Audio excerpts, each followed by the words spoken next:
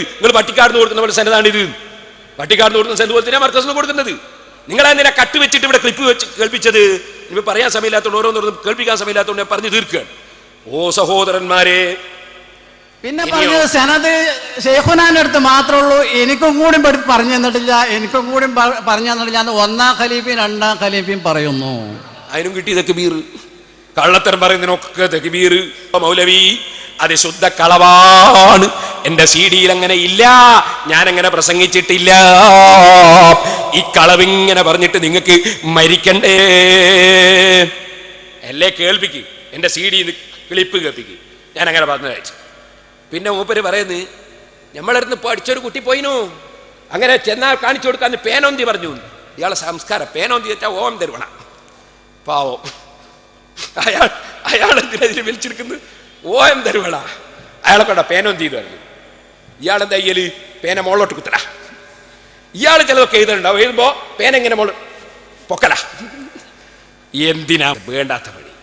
എന്നിട്ടോ അതേസമയം പല പേനയുന്തികളും പറയുന്നു ആർക്ക് വേണമെങ്കിലും മർക്കസിൽ വന്നാൽ സനത് കാണിച്ചു കൊടുക്കും. സനത് മർക്കസിലേക്ക് അവർക്ക് വരാവുന്നതേ ഉള്ളൂ.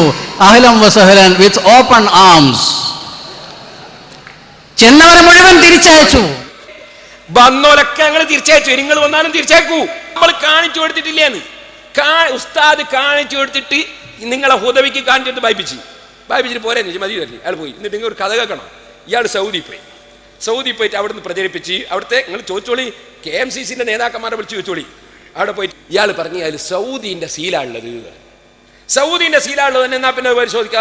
അതങ്ങനെ തന്നെ ഉറപ്പാ സ്ത്രീയുള്ളൂ തന്നെ. കാരണം അവിടെ ഇത് ഉണ്ടാവില്ലല്ലോ. ഇയൊക്കെ എന്തും പറയാലോ, ഹുദവിയല്ലേ സാധനം. അങ്ങനെ പോയിട്ട് എന്തായിന്ന് അറിയോ? അവിടുന്ന് നമ്മളെ പ്രവർത്തകന്മാർ നമുക്കൊന്നാളെ സംസാരിക്കാൻ പറ്റുമെന്ന് എന്നെ വിളിച്ച് വരും. ഞാൻ പറഞ്ഞു നിങ്ങൾക്ക് സനത് ഞാൻ അയച്ചു തരാറ്. ഞാൻ ഇവിടുന്ന് ഇമെയിലും അയച്ചു കൊടുത്തു. ഇവർക്ക് ഈശയിലിട്ടിട്ട് പോയി. ഇയാൾ സംസാരത്തിൽ ഇയാൾ പറഞ്ഞു അത് സൗദീൻ്റെ ബാളുള്ള സൗദീൻ്റെ സീലാണ് അതിലുള്ളതെന്ന്. വടക്കേ ഇന്ത്യയിൽ വിട്ട സനദിലെ സൗദീൻ്റെ സീലാണ് പറഞ്ഞ് ഇയാൾ കൊണ്ട് ഉറപ്പിച്ചെങ്കിൽ പറയിച്ചതിൻ്റെ ശേഷം മെല്ലെ കീശയിൽ ഇതിങ്ങെടുത്ത് ഞാൻ ഇങ്ങനെ അയച്ചു കൊടുത്തിട്ടുണ്ടോ, എടുത്തങ്ങ് കാണിച്ചു കൊടുത്തപ്പോ വിയർത്തില്ലേ ഹുദവി ഇല്ലേ?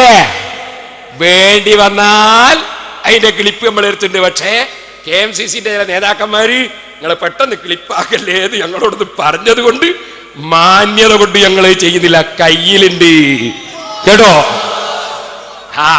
നിങ്ങളെ ഈ തട്ടിപ്പുണ്ടല്ലോ, കള്ളത്തരം പറഞ്ഞില്ല തട്ടിപ്പ്.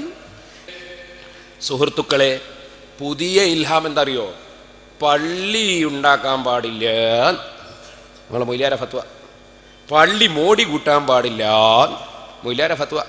മക്കയിലും മദീനയിലൊക്കെ പോയവർക്ക് അറിയാം അവിടെയൊക്കെ പള്ളിക്ക് മോടി ഉണ്ടോ. ഇവിടുത്തെ അവിടെ കട്ടെ, നമ്മളെ ജസ്റ്റ് അവിടെ കട്ടെ. അബൂദാബിയിൽ ഷെയ്ഖ് സായിദ് എടുത്ത പള്ളിയുണ്ട്.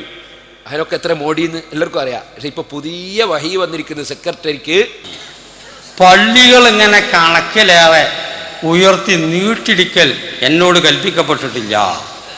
ഖാലബിൻ അബ്ബാസ് റളിയല്ലാഹു അൻഹു പറഞ്ഞു, ലതുസഖിരിഫുന്നഹാ, പള്ളിയെ നിങ്ങൾ അനാവശ്യമായി മോടി കൂട്ടി വലുതാക്കി ഉണ്ടാക്കും. കമാ സഖറഫത്തിൽ യഹൂദു വന്നസാറ, യഹൂദി നസാറകൾ ചെയ്തതുപോലെ.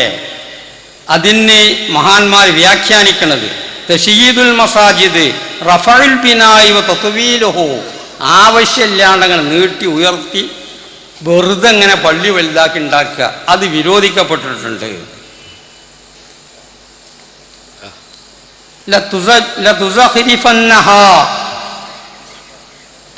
നിങ്ങൾ അതിനെ ഭംഗിയാക്കും.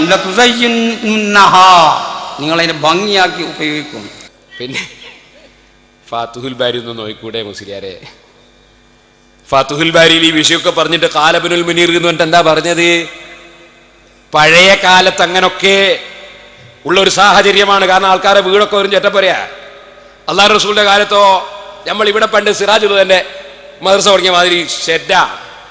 പക്ഷേ ബഹുമാനപ്പെട്ട ഉസ്മാൻ റളിയല്ലാഹു അൻഹു ഇന്ത്യയിൽ നിന്ന് വരുന്ന തേക്ക്, ആ തേക്ക് കൊണ്ടുവന്ന് പള്ളി ഉഷാറാക്കിയില്ലേ? അതേ ഇന്ത്യയിൽ നിന്ന് മറ്റും വരുന്ന തേക്ക് കൊണ്ട് ഉഷാറാക്കിയില്ലേ? അതിന്റെ ശേഷം സഹാബത്ത് പള്ളി ഉഷാറാക്കിയില്ലേ? എന്താ കാരണോ?